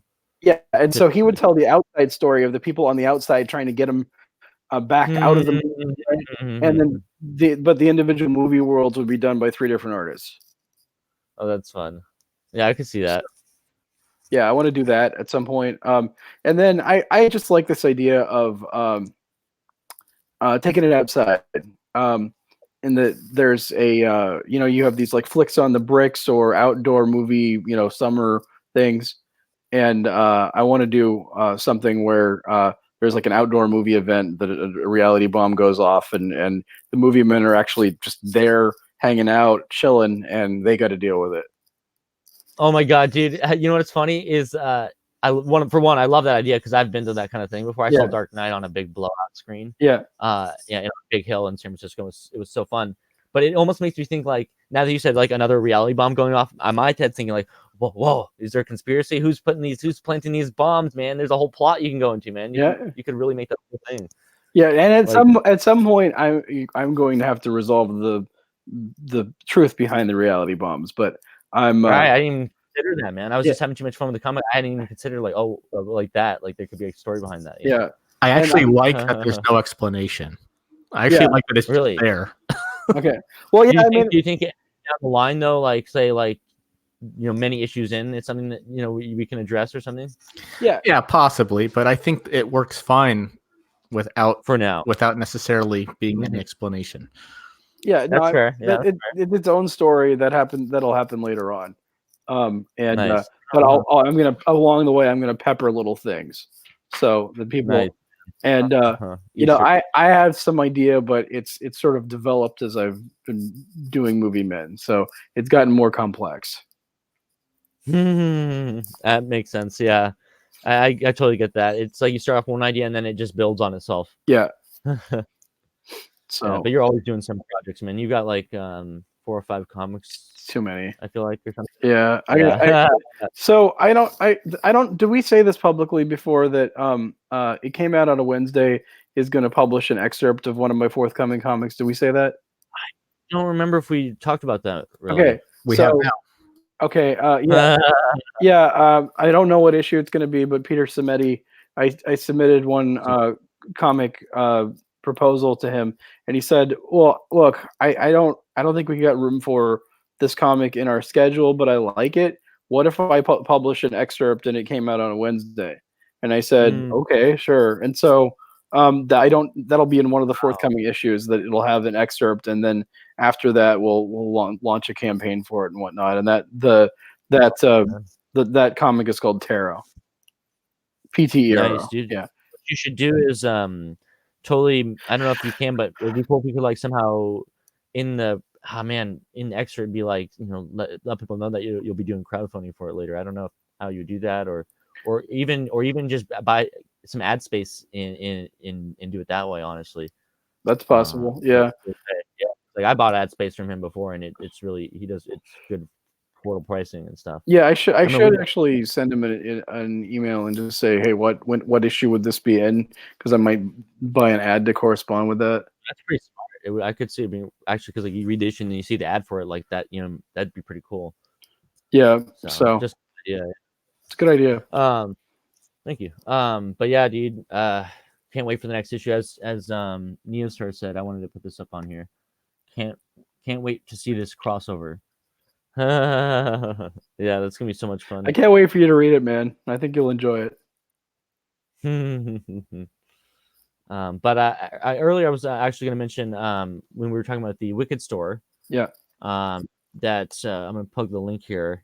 We've been selling Jack Irons 1 and 2 on the Wikid store. Yeah. Which has been awesome. We've had 25 limited edition first printings. Yeah. And then we'll have to go back for a second printing. But we're down to 1 copy left of Jack Irons number 2, and I believe 3 copies left of Jack Irons number 1. That's great. So guys, get this while you can. I actually believe this comic is going to be valuable. It's going to be a collector's item. Did you guys hear the news? Did you hear the freaking news, Jeremy? What? That G just posted yesterday? What? he got the colorist from East to West for a variant cover on the issue number 3 of Jack. That's good. Yeah. Right? How cool is that, man? That's great. That's pretty awesome, dude. Getting Hickman's colorist is not bad. Hickman does a good job. He does a good job of picking artists and you know, everything to work with. Yeah, he has a really good eye. Yeah. He's actually, I mean, looking at the X books, he's actually better at picking artists than writers, but he does. There are some good writers he works with too. Really? Okay. But yeah, no, I think that's a great fit, you know. Yeah, I agree. That's great. Yeah, I think it'll be cool because the other guy works on a lot of weird Western stuff, so it's like the same genre. Mm-hmm. Yeah, that's a good idea. Let's see. Yeah. So I didn't. I guess it was 2 weeks ago that I missed the. Like, was it that long ago? That was the last show. Sorry, what was that question? The last show was 2 weeks ago, right? That I missed. That's right. Yeah, because my house almost flooded. That was fun. Can you tell us about that, man? Yeah, it's like my house is not on a floodplain or anything, but it's there's a road that is close to here and it has 2 ditches along it. It's called Double Ditch Road, and they're drainage ditches, and it rained harder and longer here than as far as I know it's ever rained before, and they got full, and all the drains here drain into those ditches, and they couldn't, and so literally the street became a lake. And the lake, it was like it's like Parasite. Oh yeah, spoiler, you haven't seen it. Sorry. And then the lake crept up and up and up, got halfway up our driveway, and almost into the garage. Jesus. Dude. And I was like going and like rearranging everything in the garage, making sure my comics didn't get destroyed if it got swamped, and all kind, doing lots and lots of work there. So that was like the Friday night is when it got the worst, and I just said, hey, I can't do this, and because like I had been up till very late into the morning and was exhausted, and there was no way I was going to be able to do the show on Saturday. But yeah, we luckily didn't get swamped, but I was just like, what? I mean, it's never rained that hard here. It was a record-breaking rain. I was surprised because I was like, aren't you in Seattle? Like, I don't remember ever hearing about flooding in Seattle. Well, we're closer to Canada, but it's I mean Washington. There's in most places in Washington, there's not a lot of flooding. And we're not on a floodplain or anything like that. It's just like the systems are only made to take in so much water, right? And if they get overloaded, the water has to go somewhere, and thankfully it didn't quite get into my garage. That's good. So it didn't get into the interior of the house? No, it didn't. It got close. Oh god, I was so worried it got inside and like damaged everything. Yeah, it wasn't. We didn't get a flood thing, but there's also a fairly high water table here, and so the crawl space under the house got a lot of water, and so we're having some work done there to make sure that we're good. But it's not. It's that's something that's managed. It's expensive but manageable, and it's not like I don't know. It turned out better than it could have. I'll just say that. Yeah, that's definitely good. Jeez, Mother Nature doing its thing. But I mean, still, even dealing with all the crawl space stuff, I think we're going to be out like $2,500. Gosh, that's awful. Home ownership is not cheap, people. Yeah. Over at my parents' place, they have water damage from the water heater leaked underneath the kitchen floor. Yeah. So they're having to have the whole floor removed, and they had to dry it out for like 6 months. Yeah. With air heaters, and it's been like over almost a year now and still being worked on. So yeah, it's like floor stuff and house stuff. It's just the house stuff in general is just the worst, man. Yeah. I'm not envious. I don't. I mean, I love. Obviously, I'm sure having a house has its amazing perks, but I'm sure it also has its hardships. So yeah, I mean, there's some good things about it, but you're on the hook. Right. It's not like an apartment. There's no. Yeah, you can't call the landlord and go. You can't call the landlord. You just like call yourself. So, So, how are we gonna pay for this? You know, because I can call my wife. I don't know. You own a house too? I take it, Dan, or do you rent, or are you with us? Dan, are you with us? I think he's probably dealing with child things. Yeah, probably. We'll have to ask him when he gets back. But yeah, no, it's definitely a reason to rent. Yeah. I know what. Yeah. So we're not doing Emerald City Comic Con this year, right? I'll talk. Well, maybe we should talk after the podcast ends. Oh, sorry, I gotta. Didn't mean to. No, it's not that. It's just obviously we talked about how we weren't going to be able to go because they didn't have a booth for us. It just was filled up. Yeah. I just got an email last week that said, "Hey, we got a booth for you. One opened up. We'll get you an invoice by the end of the week." But it's like so close. It's like now I have to figure out if I can make this work because I have to go all the way to Washington. Yeah. So it could happen, but okay. It's gonna be tough. So why don't we talk after about it? Sure, absolutely. This fills me full of excitement and joy. So, because they said they'd be sending me an invoice pretty soon, so I can't email him back and be like, "Are you still sending it over?" But yeah, so something did open up. It looks like. Okay. Let me see here. Let me read his email. But yes, I don't know. It would be pretty cool, wouldn't it? Yes, it would be extremely cool. He emailed me just 3 days ago on the 12th and said, "Inline homegrown booth has opened up. We'll book the space today and send you an invoice by the end of the week." Okay. Sounds promising. So yeah, definitely we'll talk about it. Okay. But yeah, so yeah, conventions are awesome, and we want to do big conventions this year, so that would definitely be a big one. Yeah. And I think you can sell a bunch of stuff, but it's also a lot of the connections you make there are just huge. True, yeah. Definitely. I had a thought about conventions. Do you think it'd be beneficial if I pre-ordered a bunch of merchandise and just shipped them over to you?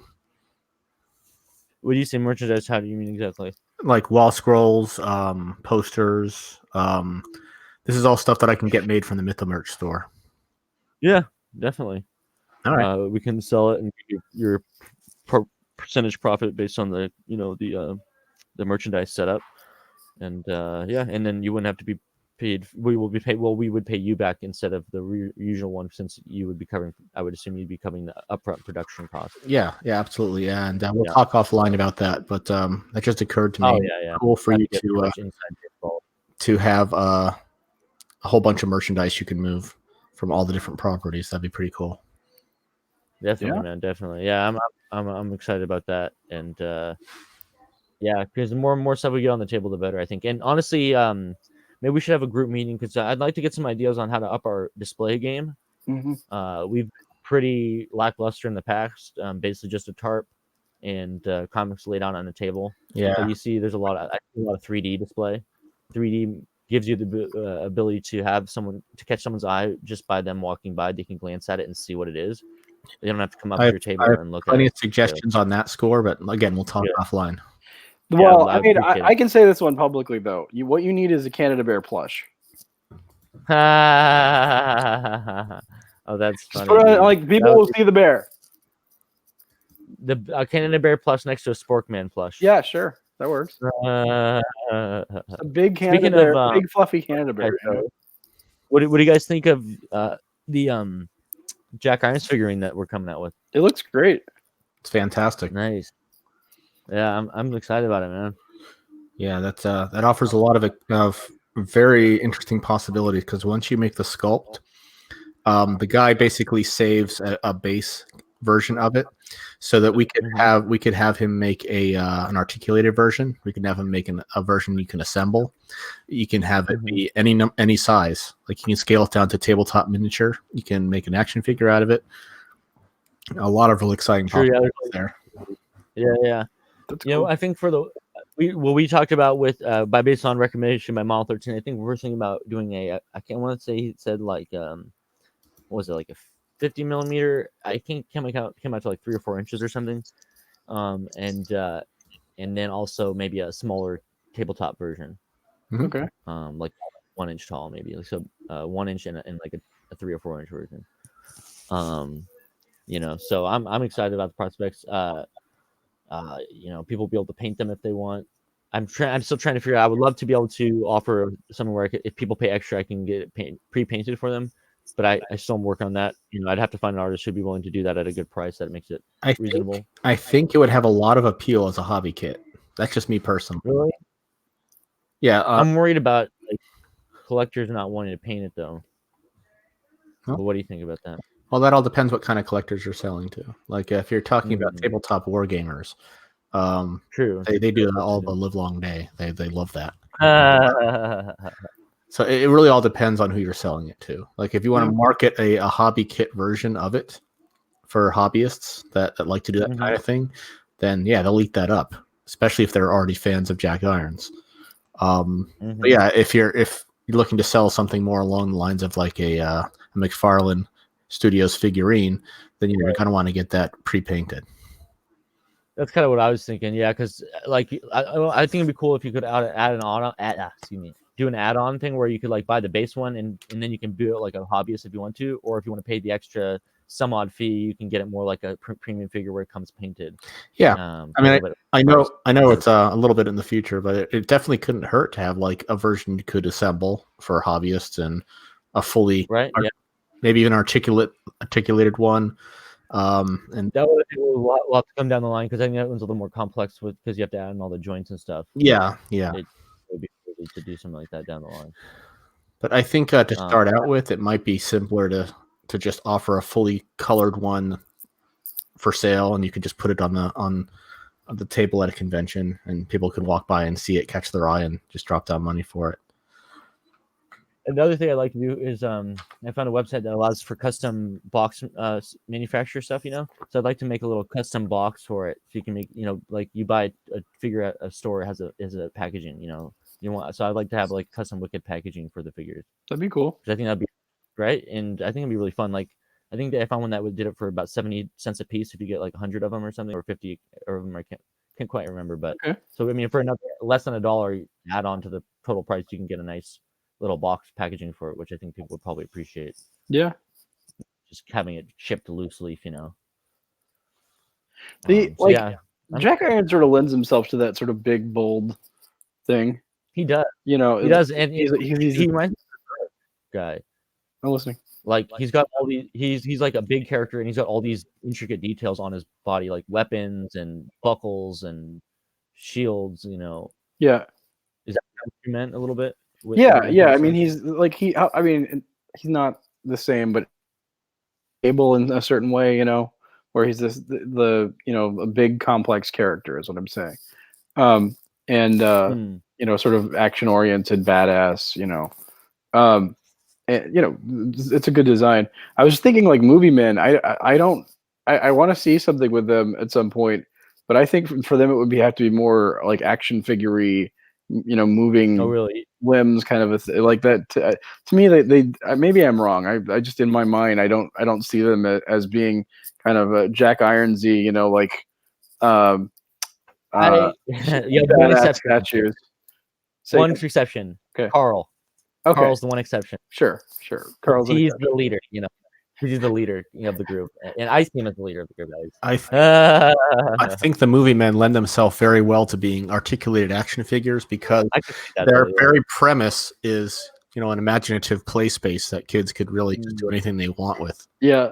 So if you give kids like Movie Men action figures, then they could literally imagine anything happening. And they pick them up and play with them. And now I'm imagining my daughter playing with them. Sure, why not? Oh, yeah, that'd be great. So that'd be awesome, dude. Coming at us, why not?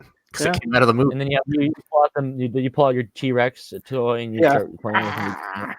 Yeah, that'd be perfect. And then join in. And the Sportsmen have an action figure too, so you could even do the crossover. Yeah, they produced like 2 of them or something, right? Yeah, you'd have to track them down, but and I ordered one of them, right? And so, did you really? Oh my god, I totally did. I went basically all in on sport. I mean, I didn't order any original art, but I think everything else I sort of maxed out on the tiers, and like multiple campaigns too, because I also backed them on Kickstarter because I really do like Sportman. I think it's a great project. Yeah, Sportman's a lot of fun.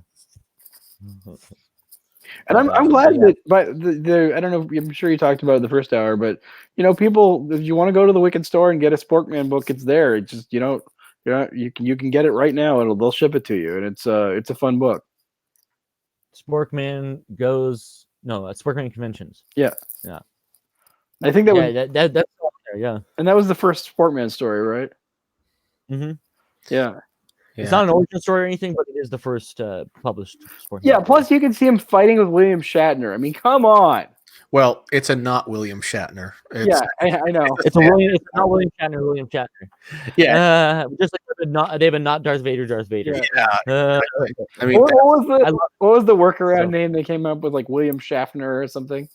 I have it right here. Let me get that for you. I was just, I have mine right here as well. I was gonna pull out. Oh man. But yeah, I love the opening page. You open up with the Sporkman about to be taken out by Darth Vader. Yeah. Such a great opening. Yeah, his name is Fader, Lord Fader. Yes. Lord Fader, and let me see. Yeah, there's a scene where he fights him with his lightsaber. Nice. Yeah. Oh yeah, and did you all get your course called Sidetrack? Sorry, what were you saying? No, Star Trek is called Sidetrack, of course. Yes. Oh, and they have the freaking. They even have the truffles, right? Yeah, they're not called tribbles though. Tribbles, yeah, the tribbles, yeah. Yeah, that's why I love conventions, because even though it's a little different than Ghost of Japan, it has so many fun homages to pop culture and just conventions and all this fun stuff. Like here's George Lucas over here on this one page. Yeah, like I said, it's a love letter to fandom as a whole. It really is, yeah. Yeah, they're great. They're really great. They came up with an awesome character. Yeah. Anyways, I would recommend people who are watching this, go to the Wikid store, get Sportman conventions. It's he's in the chat. Not expensive, and the shipping isn't expensive, and the Wikid will ship it right to you, and you will have a good time. Oh yeah, man. Yeah, we'll ship it out to you fast too. What's fun is when you buy if you say like you just pick up Sporkman, I can get it to you real fast because of we can use first class shipping on it. Yeah. So it'll get it right there. The more books, if we get if you buy a bigger order, usually we'll do medium mail because once the weight gets above a certain amount, it becomes more economical to just use through medium mail. Yeah, my parents, they sell via Amazon. They sell a bunch of used books, and yeah, that weight thing is the definite thing you have to consider. Right. Yeah, and which is luckily I have a little I have a stamps.com scale in my little home office here. Yeah. So I can just weigh all this out easily, and then I go on stamps.com and print out the postage. So and then what do you then take them to the post office, or do they get picked up, or how does that work? Yeah, I usually just drop them off at the post office. That they have a little drive-through mailbox. So I can just drive through, slide them into there, and then drive on off. Okay. Makes it real convenient. And you can do that, because I know you can't do that with some packages, but you can do that if they're already metered through stamps.com. Exactly. Yeah, the stamps.com lets you do that. Yeah. Okay, that's cool. And even bigger stuff, like I have a bigger package that I send out, a really huge envelope. It's like 11, I think it's like 13 by 18 or something. And now when I go inside, but they have a bigger slot, so I still don't have to wait in line for it. I just drop it in. So honestly, it saves so much time. Yeah. Like I can take a stack of $20 and just drop them off and be done.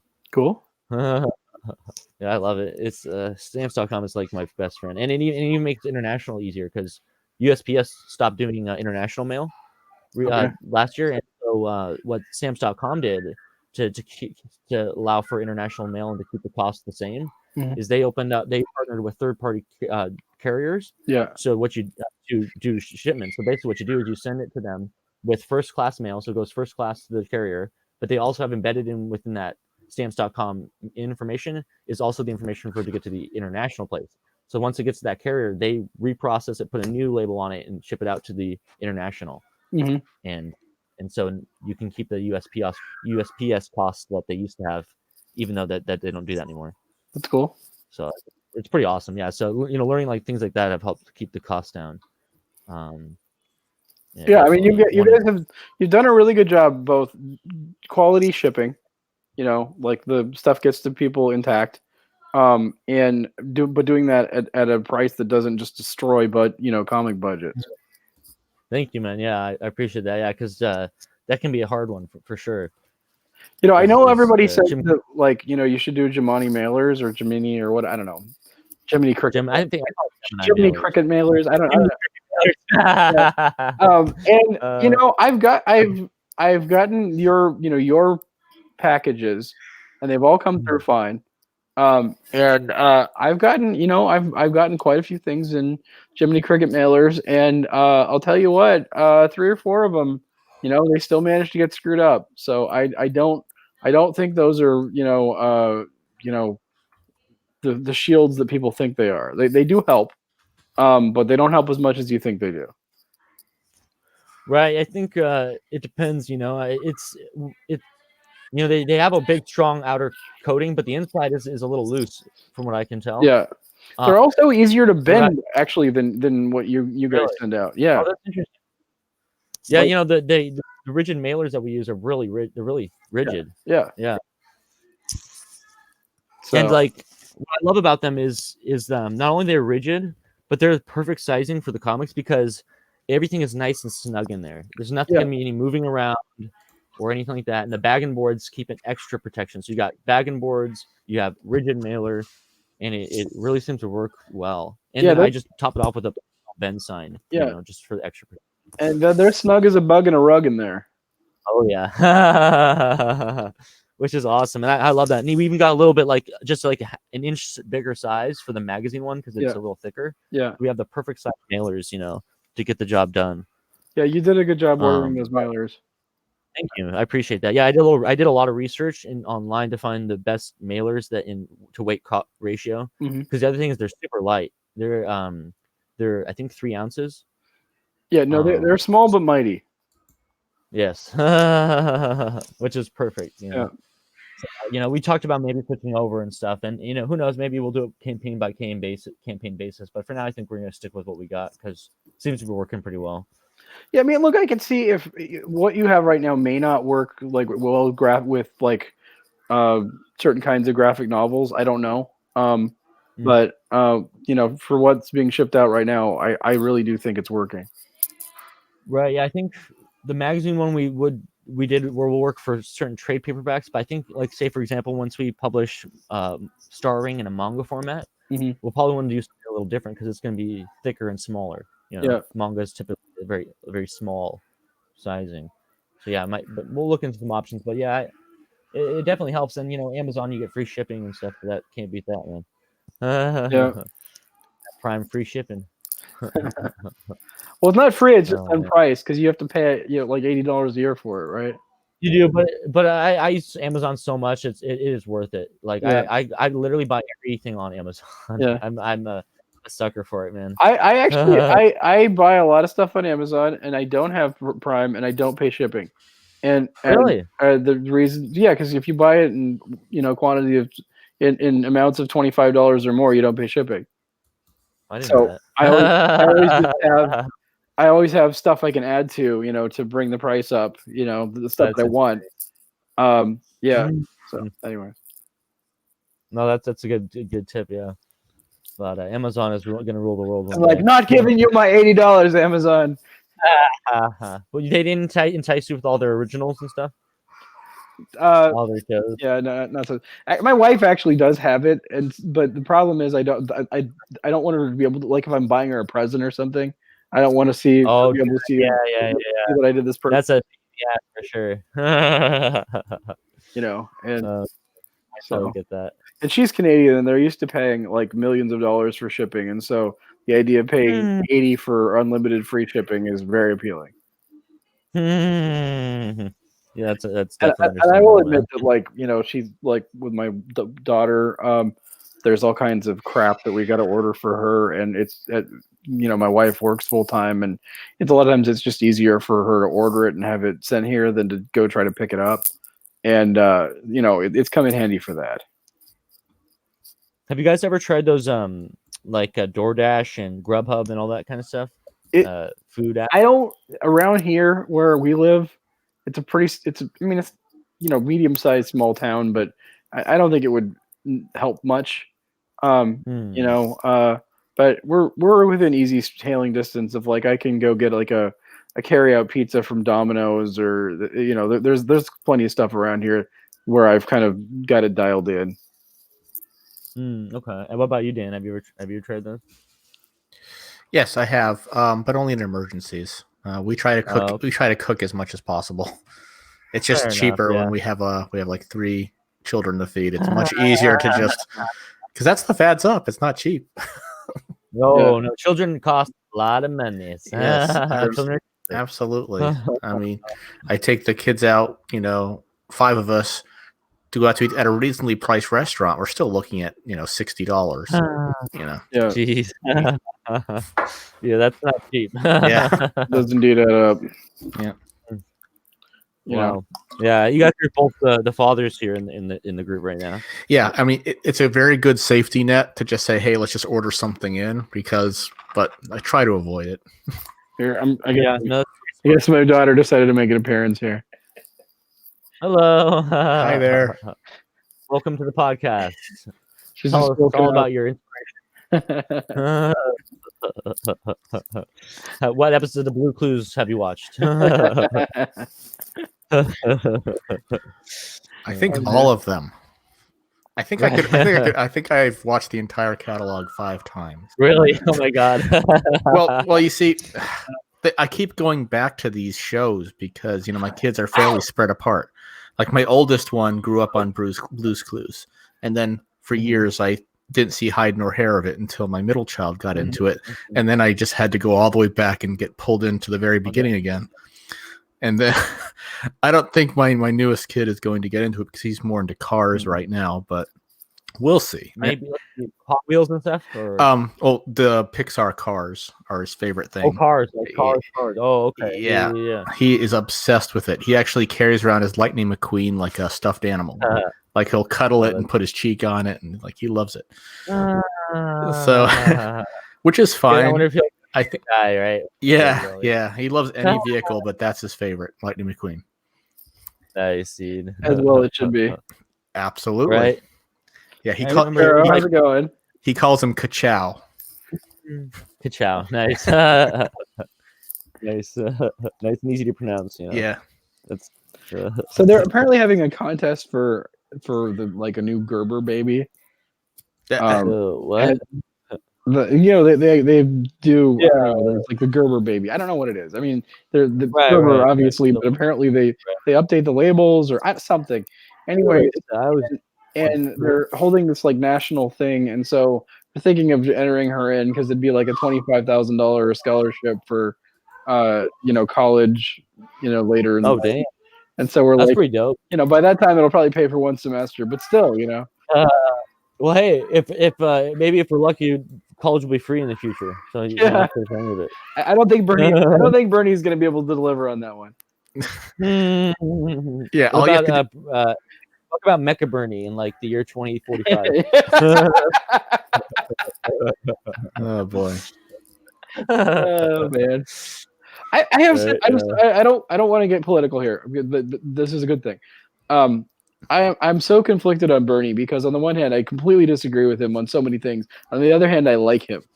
You know, he's just this authentic character, you know. And I found myself the other week at the local comic shop.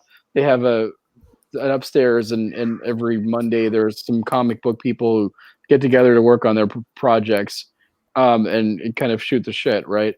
And for some reason they decided to get off on talking about politics, and they were talking about Bernie, and my background is in political journalism, so I have a deeper well of these things than most people do.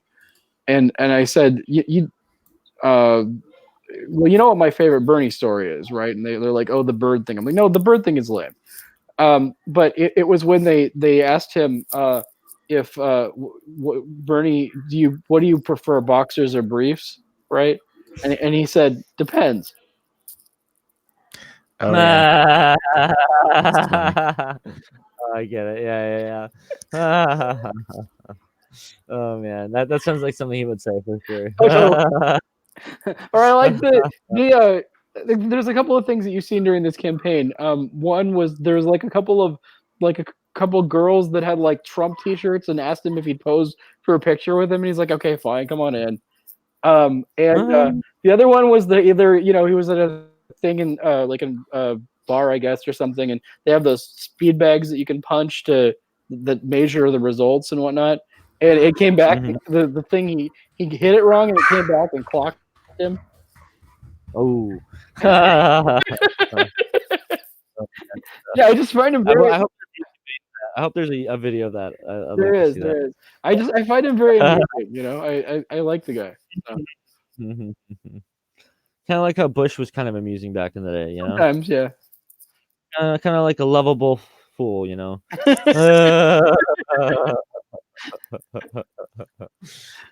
funny.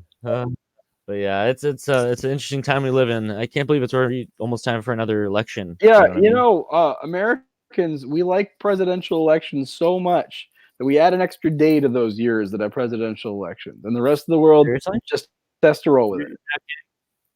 Well, I don't know. Wait, is that right? No, that's a joke. The thing is, I almost bought it for a second because I'm like, wait, they are that self-imposed. Like they would do that, wouldn't they? Well, no, but it's the presidential election years are always leap years, right? But it's are they really? Yeah, every 4 years, and it happens to be the presidential election years. What the hell? So whenever a president's up for election again, there's an extra day in that year. And we call that the President's Day. That's right. The President's Day. And thank you for that. I get the day off.